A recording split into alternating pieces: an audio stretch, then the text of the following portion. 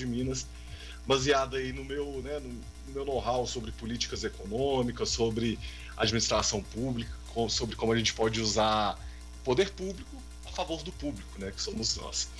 E, enfim, a minha condição, né, como candidato, ela primeiro é muito complicada, porque primeiro eu tenho uma vida toda para tocar ainda, né? Eu sou professor, né, hoje da Universidade Federal do Piauí, lá em Teresina. Eu estou dando aula online, ainda estamos no regime de ensino híbrido, né? Os professores que querem podem já voltar ao presencial e aqueles que preferem pode ficar no modelo híbrido. E como eu estou no regime ainda de professor substituto, que dura no máximo 2 anos, eu já estou completando quase 1 ano e meio, não era interessante para mim voltar para o regime presencial agora, né? Por essa condição de ser lá em Teresina. E aí eu estou então aqui de Patos, dando as aulas lá em Teresina. Contudo, né, meu plano, meu planejamento, primeiro, né, a minha profissão é professor. Eu vou ser professor, eu gosto da profissão, eu sou fruto da educação, eu gosto da ideia, principalmente de ensinar economia, falar de política econômica, de economia política com os estudantes, ensinar essas coisas para eles. Isso realmente me encanta transmitir o conhecimento. Então eu vou ser professor, essa é a minha profissão. E aí, né, questão de prioridade, eu preciso de tocar a minha vida. E eu tô aí correndo atrás de alguns concursos para professor agora efetivo, né, professor com estabilidade, concursado, assim, né, com certa estabilidade em alguma universidade federal, o que de alguma forma, provavelmente, para não dizer com quase toda certeza, vai me levar para fora de Patos, né? Aqui em Patos a gente tem a Universidade Federal de Uberlândia, um campus, mas infelizmente não tem quase necessidade de professor de economia aqui. Então, assim, primeiro tem essa questão minha da minha vida profissional, que eu tenho que tocar ela, eu tenho que dar um jeito de ganhar dinheiro, de aplicar a minha profissão, de ser professor. Eu estou correndo atrás. Isso dificulta a questão de conjuntura, né? Onde eu vou estar nas eleições, mesmo nesse ano. Eu não sei se vou estar aqui, vou estar no Piauí, aonde que eu vou ter passado para professor. Então, fica meio difícil eu, né, entrar num projeto de cabeça para ser candidato a deputado federal, deputado estadual, governador de Minas, por que não? Porque eu não sei exatamente a minha estabilidade, onde eu vou estar, né? Assim, fixado, meu domicílio, por mais que meu domicílio eleitoral seja, e acho que sempre vai ser Patos de Minas, é complicado, né? Eu fazer um projeto de candidatura não estando morando aqui na cidade. Fora isso, eu também dependo de toda a estrutura partidária. Basicamente, eu dependo do partido querer me lançar candidato, porque uma campanha você tem que pagar advogado, contador, papelaria, essas coisas, e eu não tenho dinheiro para bancar a campanha. Então, realmente dependo do fundo eleitoral para a campanha e dependo que o partido, o PSB, também se interesse na minha candidatura. Eu acho que isso até a gente, das participações que eu tenho na executiva estadual e nacional, até tem um interesse. Mas aí junta essa questão de tem que ser do interesse do partido e também da minha disponibilidade para candidatar. Então, assim, infelizmente eu ainda não tenho uma posição tanto da minha vida profissional quanto do partido. E isso faz com que, então, eu não possa me garantir que eu vá ou que eu não vá ser candidato. Então, eu tendo disponibilidade, estando em Patos, eu tenho plena disposição para, de novo, entrar no debate político, apresentar propostas, ideias e como eu posso contribuir com o meu conhecimento para a gente fazer uma política mais efetiva. E aí, falando, então, desse cenário político, bem, o que a gente vai falar, então, né? Você vem me trazer, será que o PT vem com tudo, né?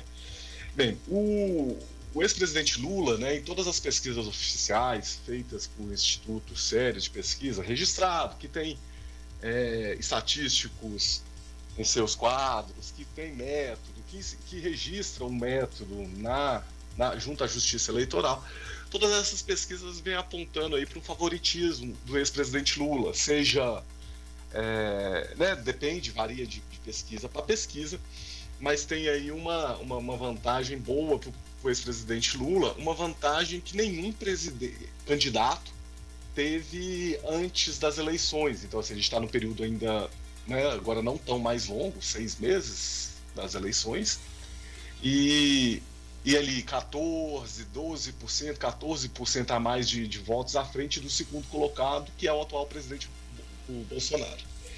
Essa realidade, né, das intenções de voto foram suscitadas, inclusive, a possibilidade do Lula se eleger em primeiro turno. e do Bolsonaro ser o primeiro presidente da história a, numa tentativa de reeleição, nem ir para o segundo turno. Tudo bem, mas isso acho que foram as euforias do começo. Agora a gente já está com alguns números mais não tão otimistas, né, para os petistas, de forma que cada vez mais está ficando mais improvável do Lula ganhar no primeiro turno. Contudo, no segundo turno, nas comparações, né, nas próprias pesquisas que se comparam Lula com Bolsonaro no segundo turno, dá Lula com uma ampla vantagem. Lula e Ciro, dá Lula. Ciro e Bolsonaro, dá Ciro. Lula e Bolsonaro, dá Lula. Se eu não me engano,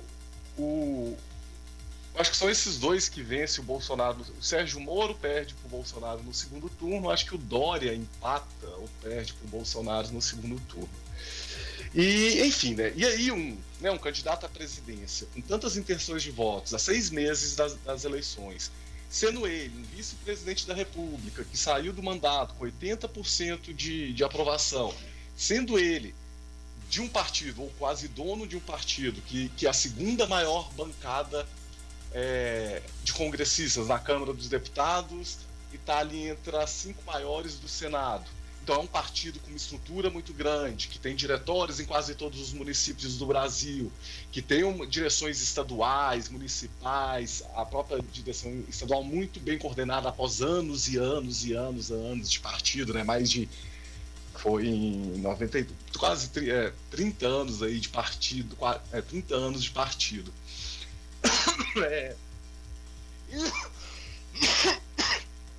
De tudo, o Lula e o PT vêm com uma proposta de aproximação com os outros partidos, né? Então a gente viu aí movimentação do PT com o próprio Geraldo Alckmin, que acabou saindo do PSDB e se filiando ao meu partido, o PSB. Então o Geraldo Alckmin deu aí uma caminhada para a esquerda. A gente viu a aproximação do PT com o PSD, do Gilberto Kassab, e do Calil, aqui em Minas, principalmente aqui em Minas, né? Teve essa aproximação bem mais intensa em cima da candidatura do Lula e do Calil aqui em Minas. A aproximação do PT com os partidos à esquerda do PT também, né? Com o PSOL, com o PCdoB, o próprio PSB, que já concorreu contra o PT, né? A gente tem que lembrar que o Eduardo Campos era o candidato do PSB naquela eleição, Dilma e Aécio, que ele morreu no acidente, infelizmente ele morreu no acidente ainda durante a campanha. Então o PSB, que desde o governo Lula não fazia parte do governo do PT. Então durante o governo Dilma o PSB não fazia parte mais do governo do PT. E agora com a volta do Lula, né, e com a sua habilidade política inegável, né, de anos e anos e anos de prática, reaproximou o PSB do PT. E com isso o PT está formando uma base, né, agora não vou chamar de frente ampla, mas uma base para a campanha eleitoral muito robusta. A gente tem um nome muito, muito forte do ex-presidente Lula, né, que muita aprovação, 16 anos de governo, o maior crescimento da economia durante o seu governo, melhor índice de distribuição de renda, aumento das universidades, todos os feitos que o Lula pode se vangloriar e usar isso como né, palanque para a sua eleição. E então, que é a questão? E aí eu falo mesmo, né, como sendo de um partido da esquerda, né, da centro-esquerda, e a minha própria opinião sobre isso. O Lula, ele é muito grande, a gravidade em torno dele é muito forte, então ele não dá espaço nem para outro candidato da esquerda, porque ele com certeza pega todos os votos da esquerda, e ele ainda consegue, com essas alianças, morder boa parte do eleitorado de centro-esquerda que já votou nele quando ele se candidatou em 2002 e em 2006 e que não havia votado no PT da Dilma, do Michel Temer e tal, e que está disposto a voltar a votar no Lula, principalmente pelos resultados que a gente está vivendo, né? Preço da gasolina R$8, R$7, preço da carne R$60, R$40, dependendo da carne que você vai comprar. E aí a memória sobre os áureos tempos de churrascão todo final de semana, de financiar carro, financiar casa, bate muito forte na memória, tanto dos eleitores como dos políticos. Então a leitura que eu faço é que é o seguinte: o Lula ele é muito grande, ele atrai muita gente porque ele é muito forte, e com isso ele vem atraindo então os partidos mais ao centro, o PSD, os partidos de centro-esquerda, o PSB, os partidos da esquerda, PSOL. E, enfim, e aí, né, quando né, os outros políticos aí vê o PT e o Lula com esse número de intenção de votos, quando cresce o olho, né, quer participar e vai querer se integrar. Por isso que eu falo a gravidade, ele atrai muita gente, porque muita gente vislumbra a ideia de estar participando de um governo, de conseguir angariar votos para sua candidatura a deputado federal, deputado estadual, a governador, porque está colado no Lula. Então ele vira um puxador de votos, né? A gente tem que também lembrar que nessas pesquisas mostram que o Lula tem a menor rejeição dentre os candidatos aos presidenciáveis, né? Entre Bolsonaro, Ciro, Dória e Sérgio Moro. O Lula, além de ter a maior intenção, ele tem a menor rejeição hoje de voto, e isso atrai muita gente. Então, assim, se você está aliado ao Bolsonaro, você tem uma rejeição de quase metade do eleitorado, né? Porque metade do eleitorado já confessa, né, que não vai votar no Bolsonaro, e com isso, então, o Bolsonaro, hoje, com o maior índice de rejeição dentre todos os candidatos, ele é tóxico. Quem tiver coragem de abraçar com o Bolsonaro aí derretendo, seja em esquemas de rachadinha, seja em esquemas de corrupção na vacina, seja agora no mais recente, corrupção no Ministério da Educação, vai entrar num barco furado, um barco que está afundando. E aí, então não dá para ir para o Bolsonaro. A terceira via não desencadeia, né? Não vai para frente. Sérgio Moro, o Ciro está ali patinando sempre nos 8%, nos 10% dele. E aí, então o pessoal começa a ver o Lula como uma grande oportunidade de usar ele como palanque de voto, né? Aproveitar-se da popularidade do Lula e da baixa rejeição para angariar votos e apoio político.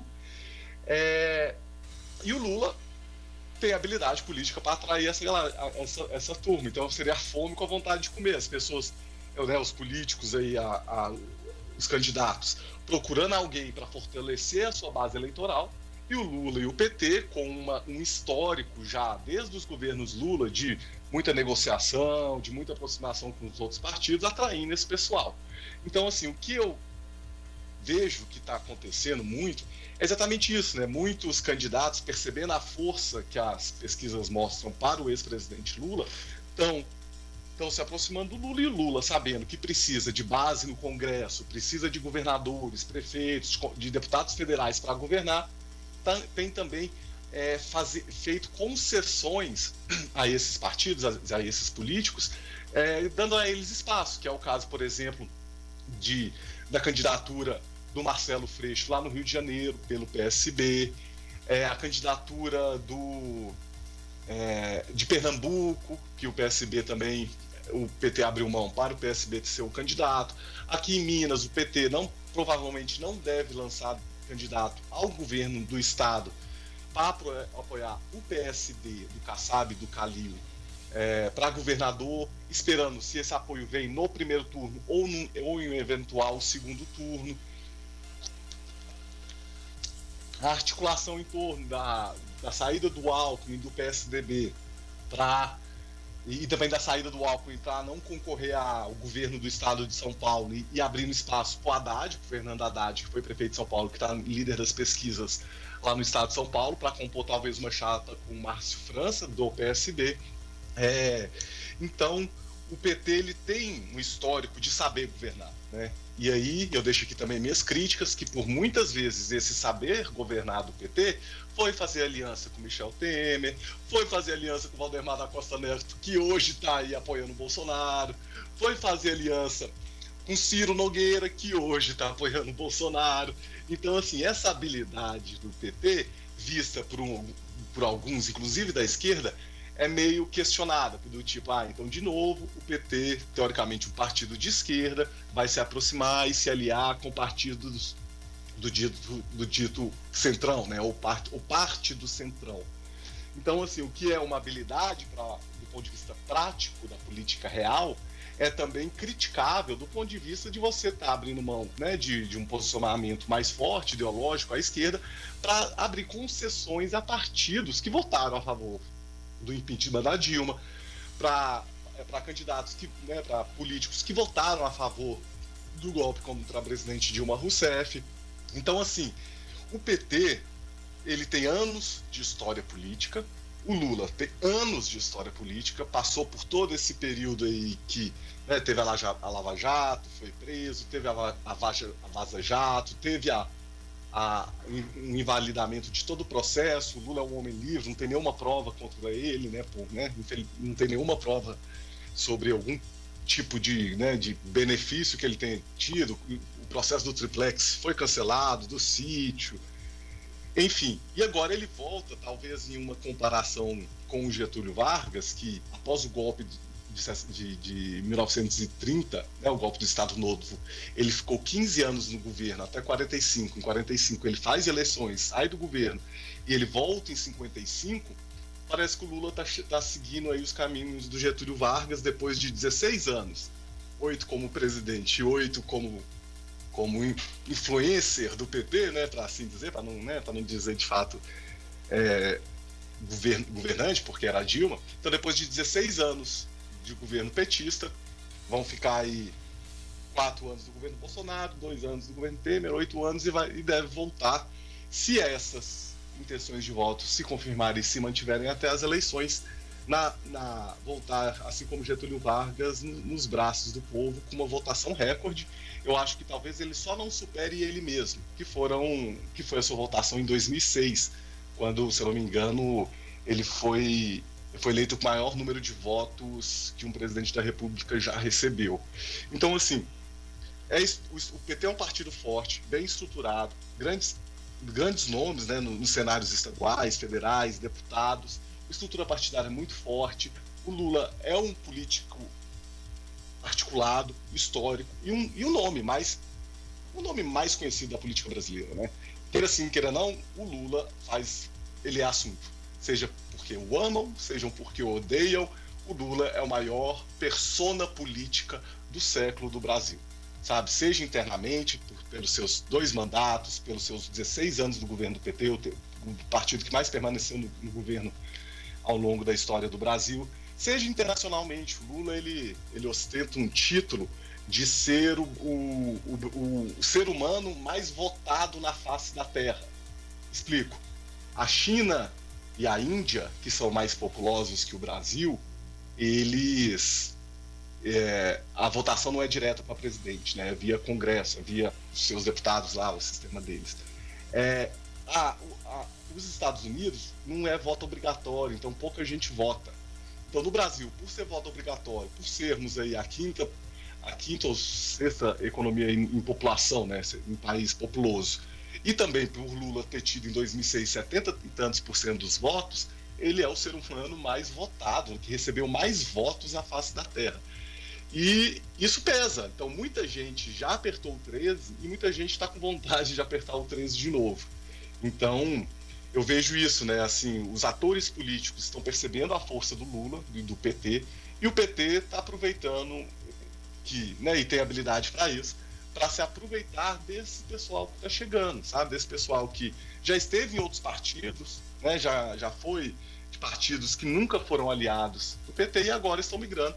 E aí eu deixo o próprio exemplo do Paulo Motta, que, enfim, né, não vou entrar no mérito se o Paulo Motta é de esquerda ou de direita, enfim, mas que identificou no PT, na sua proposta de governo, similaridades com o que ele propõe para a sua política, e decidiu então se filiar e participar da construção tanto da candidatura do presidente Lula, quanto da, porventura, candidatura do Calil aqui em Minas, e também, se eu não me engano, ele se colocou à disposição para ser suplente do Reginaldo Lopes para Senado. Reginaldo Lopes, que hoje, segundo as pesquisas, é o candidato ao Senado com maiores intenções de voto.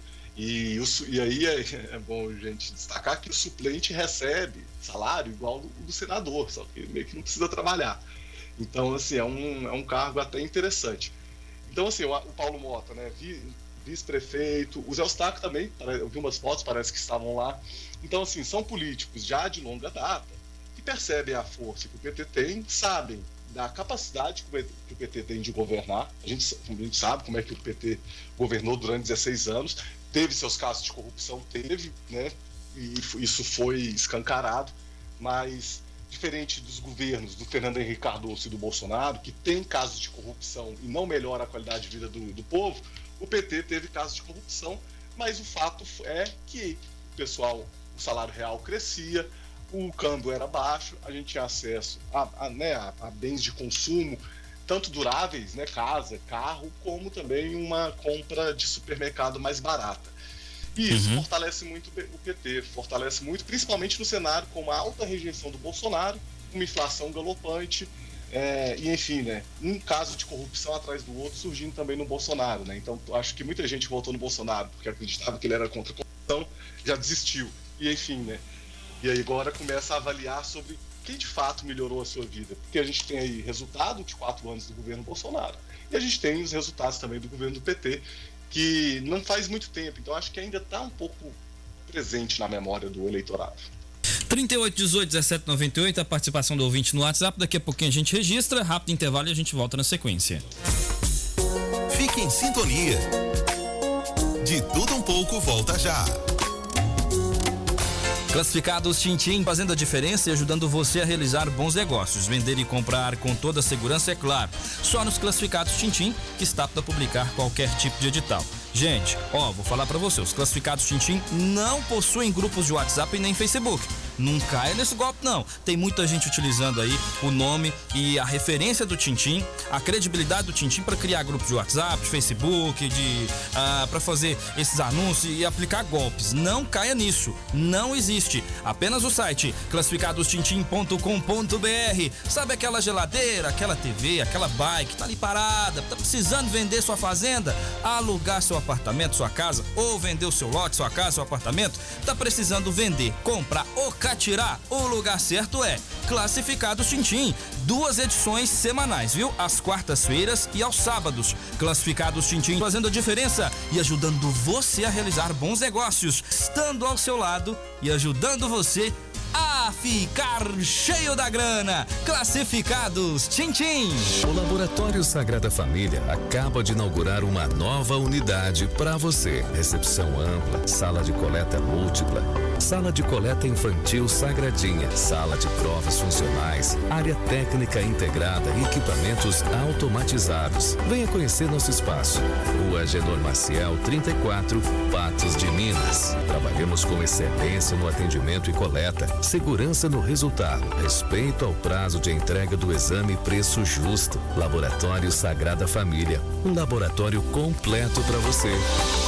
Manhã de sábado, as notícias do seu dia a dia, as comunidades rurais em destaque. Oferecimento Supermercado Econômico, melhor preço e melhor atendimento da cidade. Completa área de supermercado, açougue e verduras. Avenida Afonso Queiroz, 474, bairro Boa Vista. Telefone 3814-2500, 3814-4775. Funerária São Pedro e Príncipe da Paz. Conheça os benefícios de ser um associado do plano familiar da Funerária São Pedro e Príncipe da Paz. Rua Ouro Preto, 787, bairro Várzea. Telefone 3821-4945. Natureza Viveiro de Mudas. Mudas frutíferas, hortaliças nativas, flores em geral. Ainda projetos de execução de jardins. BR-365, quilômetro 408, depois do viaduto sentido a Uberlândia. Telefone 3822-5275. Rádio Clube. Voltamos a apresentar pela Rádio Clube 98, o programa de tudo um pouco com Matheus Alves. Muito bem, a participação do ouvinte aqui na Rádio Clube 98, Hamilton de Arraial dos Afonsos. Vamos ouvir o Hamilton. Boa noite, Matheus. Boa noite, Hermano. Boa noite aos ouvintes da Rádio Clube. Matheus, a gente nunca pode falar assim, dessa água eu nunca beberei, né? Eu vi muito bolsonarista aí debochando da parceria do Lula com o Alckmin, né?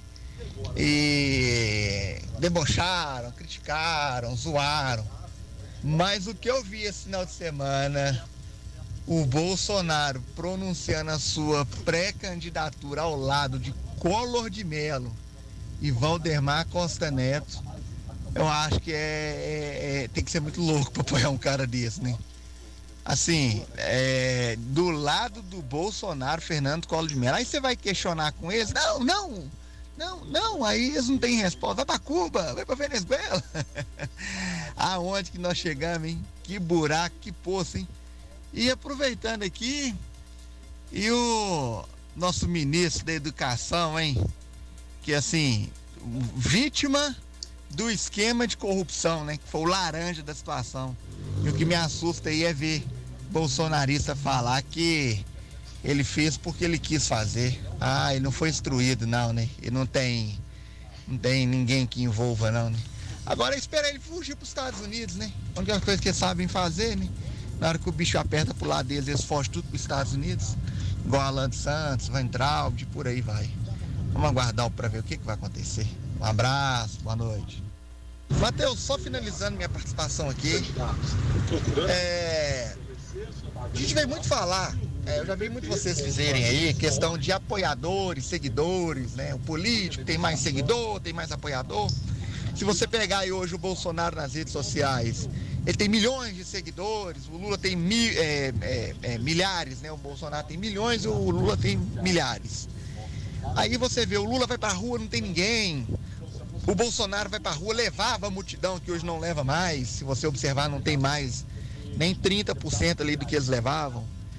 E a gente já começa a descobrir que isso aí tudo é articulado, é patrocinado, né? Uberlândia, por exemplo, quando o Bolsonaro veio Uberlândia, o pessoal que trouxe o Bolsonaro para motocicleta Uberlândia, fez movimento para arrecadar dinheiro, porque não tinha dinheiro para pagar o movimento. E isso está acabando, né? Essa farra aí com dinheiro público, de gastar dinheiro passeando de lancha, de moto, tá acabando. E o que a gente se vê é o seguinte, quando você pega a mídia de grande repercussão, mídia nacional, você vê aí, se a gente pegar hoje, em boa parte de imprensa que divulga aí a situação do país, né?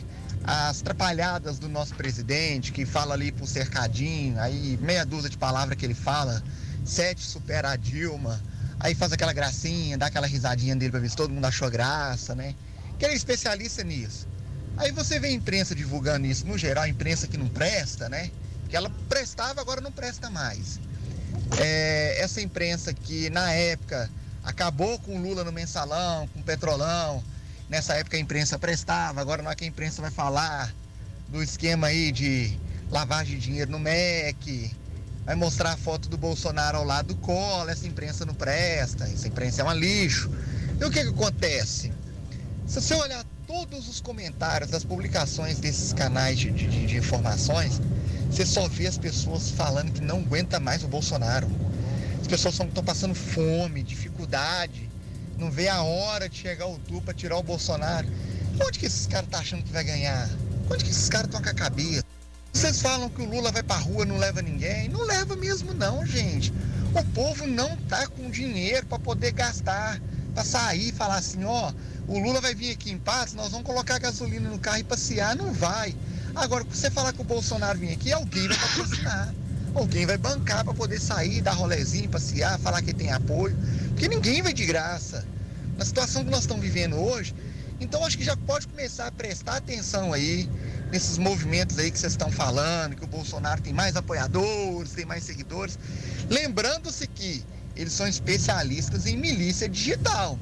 Então, se você pegar ali 10 milhões de seguidores dele, se você jogar 800 mil, são pessoas verdadeiras. Porque o resto tudo é perfil falso. Que são especialistas nisso. Eles têm um cara que é expert nisso, chama-se Alan dos Santos. Então, muito cuidado, vamos começar a atenar nisso daí, porque, assim, aquele cenário que a gente se via ali, que a pessoa iludida, enfeitiçada por Bolsonaro, o feitiço está passando, viu? A realidade é essa. Um abraço, boa noite. É a participação do ouvinte aqui na Rádio Clube 98. Lembrando que o ouvinte pode participar conosco no 3818-1798. A gente não filtra nenhuma participação, exceto quando a pessoa está direcionando xingamento a alguém. O Alan Rodrigues diz: Brás, me desculpe, não é o Brás, é o Hermano. Mas tóxicos são vocês do PT. Mesmo depois de provas de ladrão, ainda ficam atrás dele.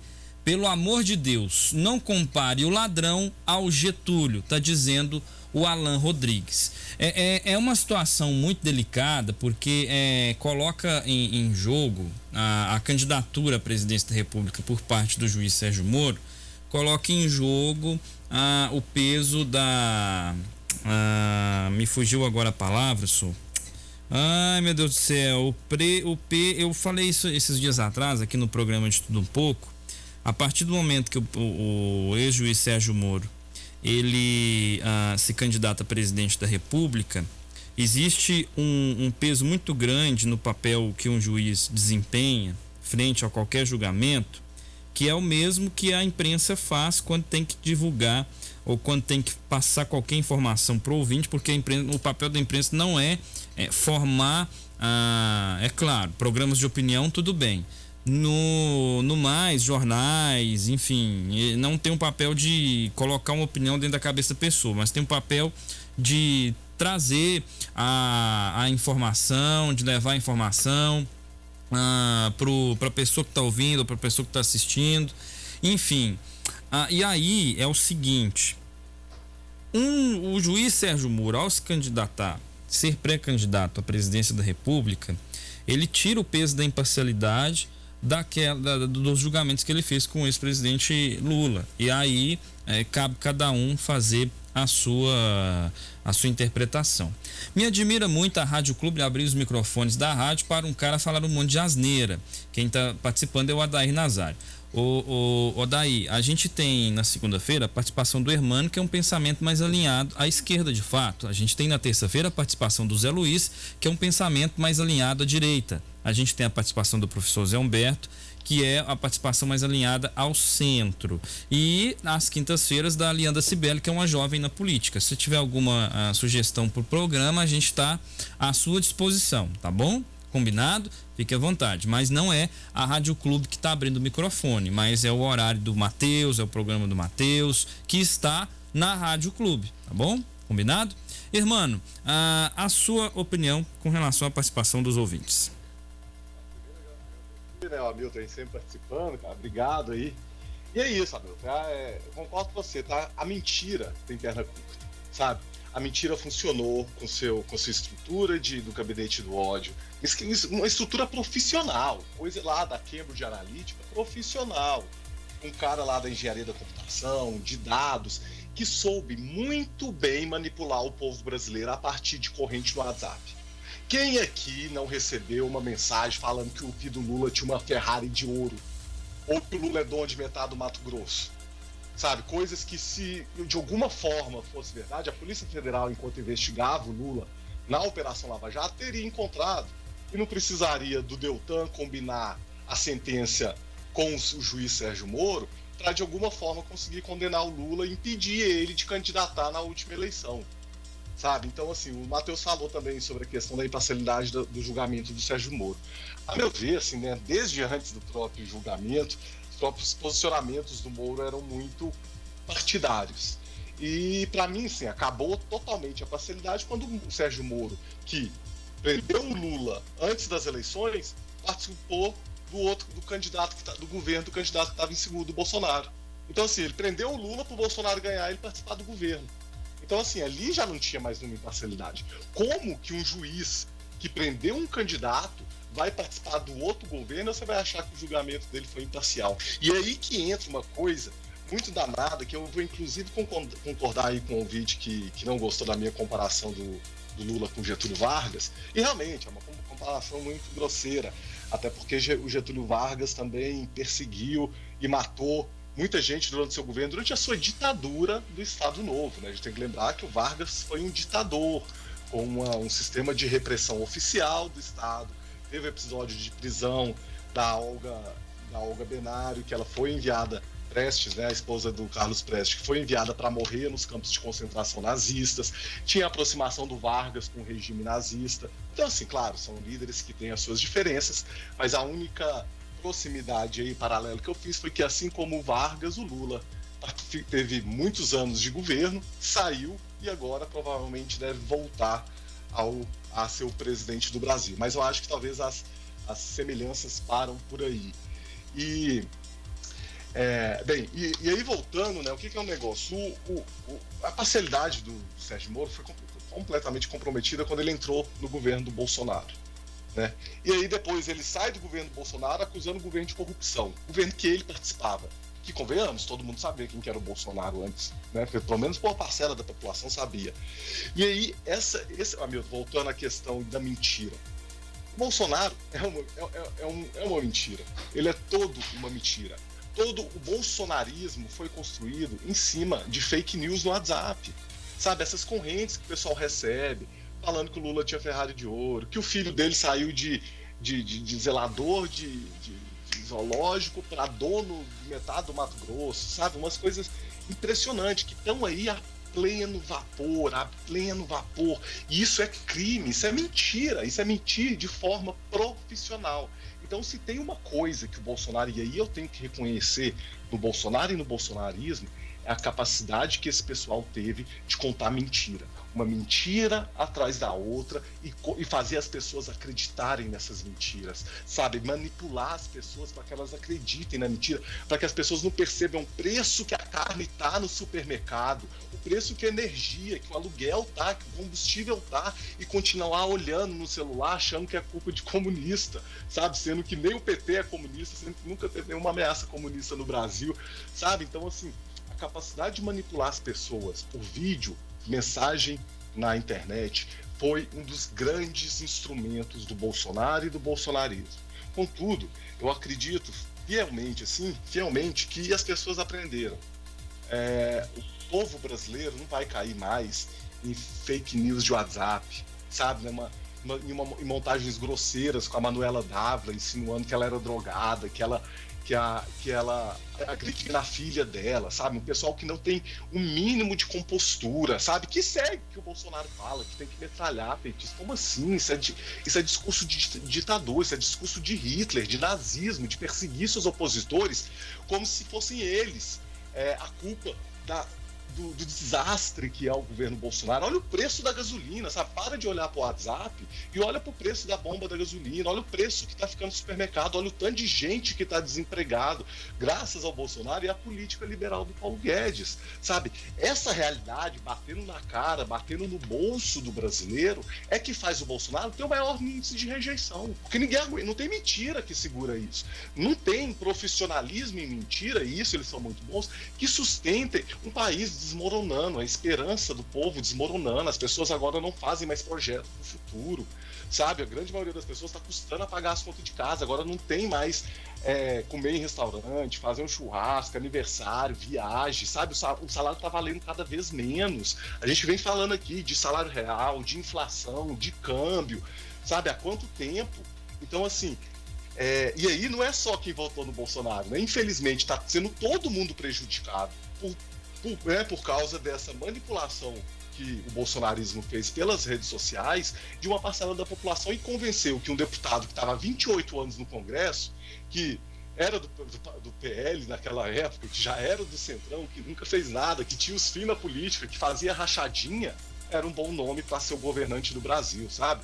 Então, assim, para mim a leitura é uma só. E aí, né, para fechando o comentário do Hamilton e dos outros, o profissionalismo do Bolsonaro e do bolsonarismo em mentir compulsoriamente todo dia, seja nas falas do próprio presidente, né? A gente, quem não lembra aí de falar que a vacina transmite AIDS, sabe? Uns absurdos assim, falar essas coisas, sabe? Mentir compulsoriamente não vai mais funcionar porque tá doendo no bolso, sabe?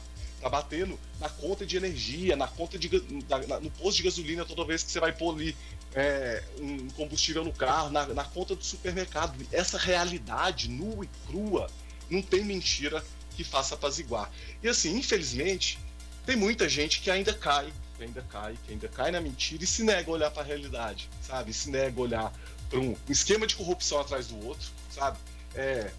Corrupção na compra de vacina, corrupção dos FII, das rachadinhas, corrupção agora no Ministério da Educação, já teve do Ricardo Salles também, de corrupção no meio ambiente. Então, assim, sabe, o Bolsonaro antes roubava dinheiro de assessor, pessoa que trabalha para ele. Ele não roubava muito porque ele não dava conta de roubar mais, ele só dava conta de roubar dinheiro de assessor. Ensinou os filhos dele estão fazendo as rachadinhas capazes que até hoje. Então, assim, agora, como presidente, o que esse pessoal não deve estar roubando, sabe? Se antes eles roubavam dinheiro de assessor, a gente vê aí pastor que não tem nenhum vínculo com a educação, indicando verba para o Ministério da Educação. Sabe, a gente passou pela pandemia, a educação no Brasil ficou completamente desleixada, o governo federal não fez um plano de reestruturação da educação durante a pandemia, a gente já trocou 4 vezes de ministro, vamos relembrar, Valles lá, Velasquez, que não sabia nada, zero, de Ministério da Educação, foi cortado. Depois veio o Weintraub lá, que é mais maluco que o Bolsonaro, o pessoal teve até que correr com ele, porque ele era mais extremo que os extremistas. Aí depois veio um enfim, outro lá que mentiu no currículo, falou que era doutor e não era. Aí agora veio esse que também era um pastor e também não é nada na educação, não tem nenhum artigo, livro publicado, não tem nenhum respaldo, sabe, histórico de administração na área da educação.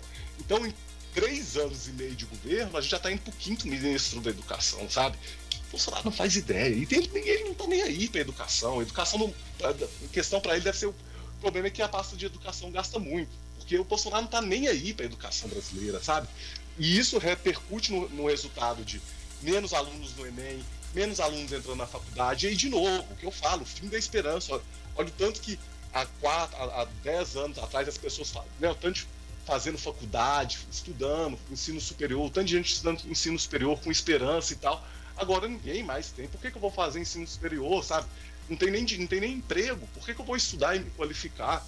Então, assim, é isso. Eu acho que a estrutura profissional de mentira construída pelo Bolsonaro antes das eleições de 2018 e utilizada ao longo desses anos não está mais conseguindo mascarar a realidade. A realidade está muito feia e eu acho que agora a efetividade dessas mentiras vai cada vez ser menor, porque cada vez mais a realidade vai estar aí presente na conta no posto de gasolina, na conta do supermercado e, bem, né? E isso é inegável. A nossa vida está piorando, a gente vai mudar de presidente, a gente vai escolher outra proposta, outra proposta de condução da política, para quem sabe a gente volte a melhorar novamente, né? Volte a crescer o salário, volte a comprar casa, volte a fazer ensino superior, volte a comprar carro. É isso, a política é isso. Se a vida está melhorando, a gente vota, reelege o presidente, como fez o FHC, com o Lula, até com a Dilma se reelegeu. A Dilma, com aquela pouca capacidade política dela. Agora com o Bolsonaro a vida piorou e piorou muito. Então a gente troca de presidente. Vamos buscar outro. Infelizmente, o outro presidente é o Lula, que já foi presidente. Queria eu que fosse outro candidato tão bom, tão forte quanto o ex-presidente Lula, mas o Lula não adianta. Ele é como eu falei, né, a persona política do século do Brasil. Não dá para negar, é a pessoa política mais importante do Brasil, seja porque amam, seja porque o odeiam. Vamos ouvir a participação do ouvinte, o Sarapó. Boa noite, Matheus. Ué, mano, mas não tá nem pedindo, não era para os professores ficar em casa, para ninguém ficar em casa? Como é que fazer com o planejamento? O Enem foi feito em 2020, 2021. O que não foi feito para educação? Você viu o rachadinho do Bolsonaro? Você viu o roubado? Denunciei lá no Supremo Tribunal Federal. Eu tenho certeza que o Supremo vai aceitar a sua denúncia. Ele falou, não, essa denúncia é do Hermano. Aquela advogada lá, São Paulo, não fez uma denúncia contra um impeachment contra a Dilma Rousseff, o coisa não aceitou. Vê um ministro lá que não gosta dele, vê se o Alexandre, não, que o Alexandre tá manjado. Vê lá o Zerissas Vasque, a Rosa Vérbia, vê lá aquela outra que é mineira lá, conversa com ele no pé de ouvido dela, fala, vou mandar aí, vocês vai, pede o impeachment do Bolsonaro, que você descobriu o roubo e sabe onde que foi o roubo. Porque vocês petistas é muito inteligente. Eu nunca vi gente tão inteligente igual vocês. Nossa senhora, eu fico assim, se vocês têm que ir para a NASA, tem que descobrir vocês, sabia? Que a NASA tem que vir descobrir que vocês é inteligente demais, gente. Pelo amor de Deus, ô. Credo.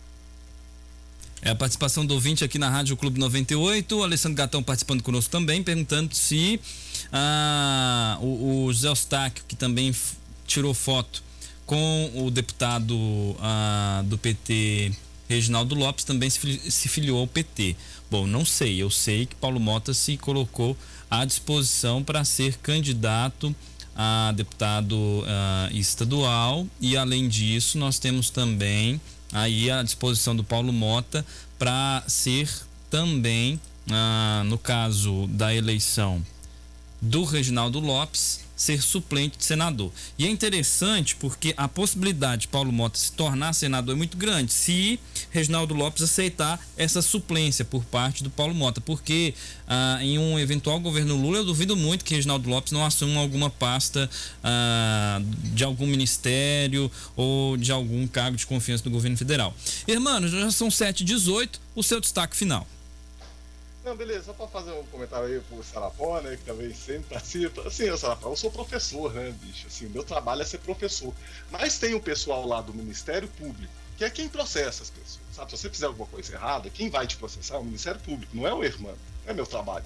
E aí, o Ministério Público, o qual tem os pessoal concursado lá, os procuradores, o pessoal deles, fez exatamente o que você me pediu para eu fazer. Há 6 dias atrás, mais uma ação contra o Bolsonaro, tá aqui, ó.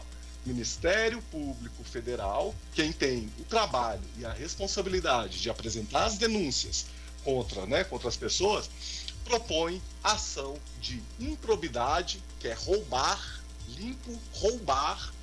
contra o presidente da República, Jair Bolsonaro, e Val do Açaí. O Bolsonaro roubava o dinheiro da moça, que era assessor dele, que não trabalhava e morava lá lá na Baixada Carioca, lá, que eu não sei o nome exato aqui, eu tô olhando rápido, mas eu não encontrei, enfim. E pegava o dinheiro, sacava o dinheiro. O pessoal do Bolsonaro, inclusive, vou te falar, o pessoal gosta do dinheiro vivo, hein? Gosta de sacar o dinheiro inteiro do banco e depositar para alguém em 1.000, 3.000 reais, depositar aí pro Fabrício Queiroz, sabe, aquele que é amigo dos milicianos. Pois é, então, e aí o Ministério Público, que tem o trabalho de fazer as denúncias como o presidente fez, mais uma. E aí eu procurei aqui, né, quantos casos o Bolsonaro responde? 160. Tá bom para você, Sarapó? Imagino que seja bom, porque é um processo a cada 6 dias de governo. Então é o seguinte, até semana que vem, quando eu estiver aqui de volta, Sarapó, eu espero a sua participação, é provável que o Bolsonaro tenha outro processo nas costas. E assim, não vai ser eu, porque esse não é meu trabalho, vai ser o Ministério Público, seja lá as autoridades responsáveis que estão abrindo os processos. E a questão é, Bolsonaro vai sair da presidência. Esses processos vão continuar. E aí vai começar a responder. E aí não vai ter mais presidente da República, não vai ter mais ministro da Justiça ao lado, não vai ter mais a Polícia Federal com os indicados pelo Bolsonaro. E aí não vai ter essas costas quentes que agora ele tem como presidente da República. E aí eu vou estar aqui assistindo, comendo pipoca de camarote para ver o Bolsonaro responder por cada um dos seus crimes. Não por vingança, por justiça. Responder aquilo que ele foi inocente, tranquilo, vida que segue. Aquilo que ele for culpado, que ele pague pelos seus crimes, seja lá como a justiça decidir. Então, obrigado a todo mundo que participa. Eu acho que dá uma participação melhor. Antes de você se despedir de fato, o Sheldon Liado, ele tem um recado. Alô, Matheus Alves, muito boa noite. Eu gosto muito do papo aí com o Hernando aí, né? Gente que sabe tudo, esse camarada fora de série. Queria perguntasse para ele o seguinte, como é que ele vê o tamanho da perseguição a jornalistas no Brasil dentro desse governo do Bolsonaro? Isso, anteriormente, eu não tenho conhecimento de casos dessa natureza em outros governos, né? Não tenho conhecimento. Como é que ele avalia essa onda de perseguição a jornalista, cara tomando o microfone nas entradas ao vivo de jornalista no ar e falando um monte de lambança ao mesmo tempo, né? Como é que ele avalia isso? Um abraço, boa noite. Boa noite, muito obrigado. Covardia. A melhor palavra que eu falo é ser covarde. Porque ele e a sua máquina de fake news fica aí mandando notícia fake pro pessoal no WhatsApp o dia inteiro, por conta, profissional fazendo isso. E a imprensa séria, a imprensa que tem CNPJ, sabe, que responde pelo que posta, pelas matérias que escreve, sabe, igual uma imprensa séria, igual a Rádio Clube aqui, que traz diferentes opiniões, né, quando nos programas de opinião, mas também que fazem as matérias jornalísticas, que tem lá quem fez a matéria, que se tiver mentindo, vai ter que responder na justiça. As fake news não tem autor, ninguém sabe os autores ali das fake news. Agora, na imprensa oficial, essa sim, tem dono, tem responsável, tem jornalista, tem pessoas que respondem por essas matérias.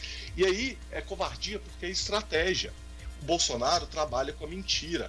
Se a imprensa, a partir dos dados, né, dos dados que são públicos, que a administração é pública, aparece, né, como a Folha agora apareceu, o ministro da Educação falando que intermediava verba a partir de pastor indicado pelo Bolsonaro, sabe, aí aparece, é o papel da imprensa, graças à democracia que a gente tem uma imprensa livre. Foi suado, vamos fazer uma saudação ao Vladimir Herzog, que foi morto nos porões da ditadura militar, essa ditadura que que o Bolsonaro gosta de vangloriar, inclusive eu estava olhando os processos aqui, responde a 3 processos por apologia à ditadura. Essa ditadura que o Bolsonaro gosta de homenagear é que matava jornalista. E o Bolsonaro é filhote da ditadura, como dizia Ulisses Guimarães, sabe? É filhote da ditadura. E aqui eu faço a fala de Ulisses Guimarães. Tenho ódio e nojo da ditadura. A ditadura que perseguia opositores de direita, de esquerda, de padres, que perseguia homossexuais, que perseguia jornalistas. E o Bolsonaro nada mais é do que um filhote da ditadura. E ele faz questão de vangloriar-se disso. Então, assim, covardia. Utiliza do seu poder, da sua máquina, né, de gestão do governo federal para coibir, para desrespeitar jornalistas. Lembrar que ele mandava uma jornalista calar a boca, sabe? Nossa, nojento, ódio e nojo. Palavra do Ulisses Guimarães na proclamação da Constituinte de 88. Sabe? É covardia, mas assim, é uma covardia estratégica, porque o Bolsonaro precisa da mentira. E a imprensa oficial, a imprensa responsável, trabalha com a verdade. E quem é mentiroso odeia a verdade. E aí vai atacar, vai ofender, porque não pode. A verdade acaba com a mentira, e a mentira é a alma do Bolsonaro e do bolsonarismo. A participação do ouvinte. Hoje, particularmente, eu tenho nojo de você, cara. Você só conversa fiado, rapaz. Você não fala. Que professor de bosta é você que não tá vendo a realidade? Opa, xingou, a gente corta, não. O gancho do Shell aí, manda um abraço pra ele também. Eu também queria saber, viu, irmão? Essa turma que se diz ser tão cristão, Deus acima de tudo, não sei o quê. Os cristãos que tem uma crista do tamanho de uma testa de um cavalo. Esses cristãos que pagam aí de conservadores, de família, a política conservadora que respeita, mas eles agredem imprensa, manda calar a boca, e daí? Manda um ter câncer, outra morrer de não sei o quê. Aí assim, aí você vê aí vídeo deles falando que vai matar, vou tirar, e pastor falando que tem que ter arma. Gente, quem que é esses caras? A população, acorda, tire o feitiço da cabeça. Nós estamos indo pro buraco, nós estamos indo pro poço. E tá na hora da gente acordar. Nós que somos pobres, nós estamos passando fome, nós estamos passando dificuldade, o país está indo pro buraco. Esse cara já deu, infelizmente. Eu não sei por que ele tá governando até hoje. Se tá governando, porque ele comprou o Centrão. Que se ele não tivesse comprado o Centrão há 1 ano, 8 meses, 1 ano atrás, ele já tinha sido caçado. Então, é isso que o Shell falou, é a coisa mais certa. Como é que essa turma aí que agride todo mundo se diz cristão, um país, Deus acima de tudo, pátria armada, como é que é o negócio? Me explica isso aí, irmão, vamos ver. Hamilton, eu acredito que se Jesus Cristo e os preceitos da cristandade voltassem nos tempos de hoje, provavelmente ele seria crucificado e condenado como comunista. Oi. Antes de você continuar, a gente tem participação do ouvinte na linha e depois eu tenho o Cláudio aqui, aí o Cláudio refez o áudio dele pra gente reproduzir. Alô, boa noite. Boa noite, tudo bem? Tudo jóia. Ele não quer revelar o nome, fique à vontade para comentar. Tá. E esse rapaz que ligou aí agora, que você cortou ele xingando, eu acho esquisito, rapaz, parece que ele não anda, não vê as coisas não. Gasolina desse preço, um óleo de cozinha de 10 pau, um talão de luz hoje mais ou menos joga barato é 150 conto, uma aguinha 60 pau, o quilo de carne ajeitar pra... Tem que mandar esse rapaz dar uma voltinha, entendeu? Esse cara continuar no país, nós tá lascado, rapaz. Como diz o Gil do Vigor, nós tá fudido.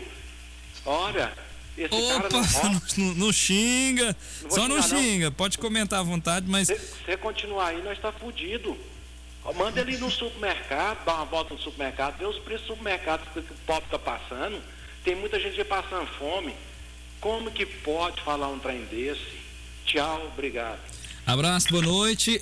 Peço só pro ouvinte não xingar, vamos ouvir aqui então o Cláudio. Então tá bom, Matheus, me desculpa aí o palavrão de bosta. Mas que professor é esse que... Ele não tá, na realidade nossa não, hein? Ué, que é isso? O cara, ele é louco. Rapaz, o cara é esquerdista de primeira qualidade. Nós vamos ter que deixar de ouvir seu programa na segunda-feira. Um abraço pra você, Matheus. E me desculpa pelo o palavrão. Não é palavrão, né? Todo mundo caga. Uai, meu parceiro, mas que o Bolsonaro tem a ver com Copasa e CEMIG? Isso é de Minas Gerais. É o Zema que você tem que correr atrás, rapaz. Pelo amor de Deus, aí. Hermano, agora sim pra você finalizar. Primeiro que, bem, como eu falei, eu fiz questão de destacar aqui que a frase foi do Ulisses Guimarães lá no Congresso Nacional e se referindo à ditadura, né? Então, eu sei que é uma frase muito forte, de efeito, né? E as palavras ódio e nojo são palavras fortes, mas eu faço dele as minhas palavras sim, sabe? Eu tenho ódio e nojo à ditadura militar brasileira e tudo aquilo que ela representa, sabe? Então, assim, e aí, fora, né, o colega que tentou me ofender, tranquilo, eu acho que quando não tem argumento, acho que realmente só sobra qualificar, adjetivar, chamar de comunista, de petista, de eletricista, de trompetista, enfim, de alguma coisa, porque aí você não precisa de debater. Mas como o próprio ouvinte, isso eu gosto demais, que aí um ouvinte debate com o outro, o próprio ouvinte já deu a resposta, né? Vai no supermercado, vai encher o tanque de gasolina, vai comprar um quilo de carne, sabe? A realidade está aí na nossa cara. E eu, como doutor em economia, mestre em economia, economista que sou e que trabalho há 15 anos com economia, tenho os dados aí mostrando coisa muito pior, porque isso é o resultado mais na cara, sabe? É o preço das coisas tudo aumentando e o salário ficando baixo e faltando dinheiro para fazer um mínimo. Isso é o que mais real. Mas quando a gente vai para os números da economia, está cada vez pior nível de emprego, crescimento de salário real, de consumo, sabe? A gente está consumindo pouco porque está tudo caro, sabe? E assim, eu juro para vocês que é complicado ser economista no Brasil, sabe? A gente vê o potencial que esse país tem de diversidade, de riqueza cultural, de povo trabalhador, e a gente está vivendo nessa condição que a gente está, sabe? Comprar casa hoje própria é um sonho, sabe? É uma miragem para muita gente, sabe? Então, assim, é muito difícil ser economista do Brasil, mas também é muito desafiador, sabe? É querer contribuir e saber que a gente tem um futuro incrível, basta a gente parar de acreditar em mentiras e começar a olhar para a nossa vida, o que a nossa vida está melhorando ou piorando, e aí a gente começar a fazer nossas escolhas. Realmente, deixar de seguir o mito, deixar de seguir personas e começar a ser mais prático. A nossa vida está melhorando ou está piorando?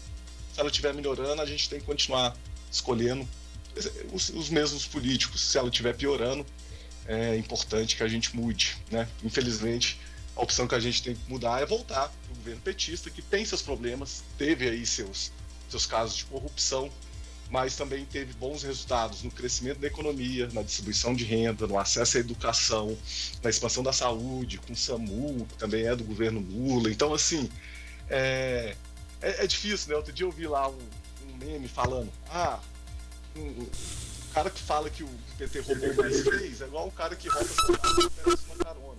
Mas assim, o Bolsonaro tá roubando o carro e nem carona ele oferece, sabe? Então é melhor a gente se beneficiar de alguma coisa. E, enfim, eu não sou petista, eu sou do PSD, Partido Socialista Brasileiro, de Eduardo Campos, Miguel Arraes, Ariano Suassuna, hoje de Marcelo Freixo, de Flávio Dino, e tenho várias críticas ao PT e vou fazê-las sempre que possível e sempre que necessário. Irmão, mas eu tenho tranquilidade. Porque o ouvinte hoje quer te contradizer, te parabenizar, enfim. O William tá na linha. Boa noite, William. Boa noite, Matheus. Pode comentar, fica à vontade. Primeiro que tem que dar os parabéns para uma pessoa igual esse amigo aí que chega de peito aberto, né, Matheus? Que encara e fala sem medo de ser chamado de esquerdista, que isso é raro hoje, a maioria desses que são, não estou dizendo que eles sejam, estão escondendo de trás de uma capa que já não cabe mais no país, né? Mas agora o que eu vejo, Matheus e o parceiro aí, é o seguinte, é que o Brasil está passando por uma transição e ela vem já desde a época do Fernando Henrique, que lançou, a mulher dele lançou o Bolsa Família ali, muita gente nem prestou atenção, isso veio se estendendo, para a gente não alongar isso muito. O que acontece? O Lula foi, para mim, o melhor ladrão que já existiu aqui no Brasil. Por quê? Porque mostrou que tem como roubar. Ele entrou talvez para fazer alguma coisa, mas ele viu tanta facilidade em roubar que ele roubou o que deu para roubar e roubou até para o futuro. Né? E depois chega esse governo aí, que eu fui votar nele lá, como eu votei no Lula também, que veio para dizer que ia prender os bandidos, ia acabar com a bandidagem no escalão acima. Né? Não traficante de droga, não ladrão de correntinha na rua, não, ia prender. Ele deu a notícia para nós que ia prender a bandidagem grossa do Brasil. Aí eu lembrei de uma frase que minha mãe falava, que era o seguinte: para você tirar sal da carne, salgado, você tem que colocar mais sal. Eu tenho para mim que esse Bolsonaro aí nada mais é que o sal para tirar o sal. Ele não é o governo definitivo, mas o Lula também já não é mais. Eu acredito que o tempo dele já passou, nós não precisa mais de sofrer aquilo dali. Entendeu? Agora, a transição está acontecendo, o povo está vendo, as redes sociais estão mostrando tudo aí, as claras, como que acontece, o jogo político, a porcariada que é a politicagem, ao invés de política, né? Aí o que acontece? Há uma transição, sim. Se Bolsonaro vier a ser o próximo governo desse país, é mais sal para tirar sal, viu? Nada mais que isso, Matheus. Obrigado pela oportunidade e parabéns para vocês pelo programa. Obrigado, William, por sua participação, irmão. Não, tranquilo, assim, eu não comungo essa esperança aí, porque, bem, Bolsonaro trouxe o Sérgio Moro exatamente falando que ia prender os corruptos. Sérgio Moro saiu do governo Bolsonaro falando que o Bolsonaro é corrupto. Bolsonaro aproximou Valdemar da Costa Neto, Ciro Nogueira, condenados pelo Mensalão e Lava Jato, sabe? São políticos confessos, então se ele tinha que prender alguém, ele não tinha que se aliar a essas pessoas. Será que no segundo mandato o Bolsonaro vai virar pro ministro da Casa Civil e falar: você tá preso porque você roubou? Sabe? Na verdade, ele faz o caminho contrário. Ele tá aproximando exatamente dos ladrões da época do PT, sabe? Então, assim, eu não vejo nada que o Bolsonaro fez para combater a corrupção, porque, assim, é o seguinte: corrupção se combate, sabe? Na época do PT, o que eu assisti foi um partido ver o seu presidente ser, o presidente do partido, no caso, ser investigado, ser preso, tesoureiro, ministro ser investigado e ser preso, sabe? Eu vi isso, inclusive o Sérgio Moro fazendo todo aquele espetáculo que ele fez durante o governo do PT.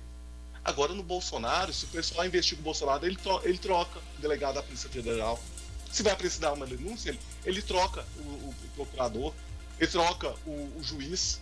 Então, assim, é muito fácil se não ter corrupção, se não investiga. Então, e aí fica muito isso. Eu não coloco minha mão no fogo pelo Lula, muito menos pelo PT.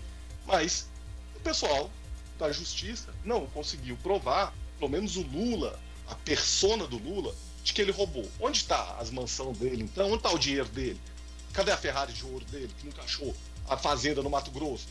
Sabe, acharam o triplex, não tinha prova. O juiz combinou com o procurador e, né, não tinha como condenar se não fosse isso. O sítio também anulou a prova. Então, assim, até para quem quer combater a corrupção, a Lava Jato foi um problema. Porque tudo que ela fez contra o Lula foi desfeito. Então, assim, se fosse para combater a corrupção, tem que combater direito, tem que fazer dentro do processo legal. E aí, durante o governo petista, pelo menos a Dilma, imagina se durante a Lava Jato a Dilma vale e fala: não, vou tirar o Delanhol, vou tirar o diretor da PF aí de Curitiba e vou pôr outro. Foi isso que o Bolsonaro fez. Então, assim, eu não tenho nenhum motivo para acreditar que o Bolsonaro é mais sal para tirar o sal da carne. Infelizmente, eu acho que ele é só mais sal, que vai salgar mais ainda a carne de corrupção, porque as rachadinhas estão aí, né, abriu hoje, né, como eu falei, há 6 dias atrás, o Ministério Público Federal propôs ação contra o Bolsonaro, porque coisa que ele fazia em 2003 até 2015, até 2018, antes das eleições, essa moça trabalhava e dava o dinheiro pro Bolsonaro. Então, assim, eu não tenho nenhuma dica que me faça acreditar que o Bolsonaro, de alguma forma, quer combater a corrupção. Ele já era um corrupto antes, ele é um corrupto agora, e eu só espero que no próximo governo volte a investigar a corrupção de fato, sabe? Que o delegado que investigar, ele possa investigar, fazer a investigação, o juiz possa fazer a sua investigação, seu julgamento em paz e tudo mais, e aí sim, esse bando de político corrupto aí seja sim processado e punido na forma da lei, dentro do processo legal, inclusive o Bolsonaro e sua família de milicianos.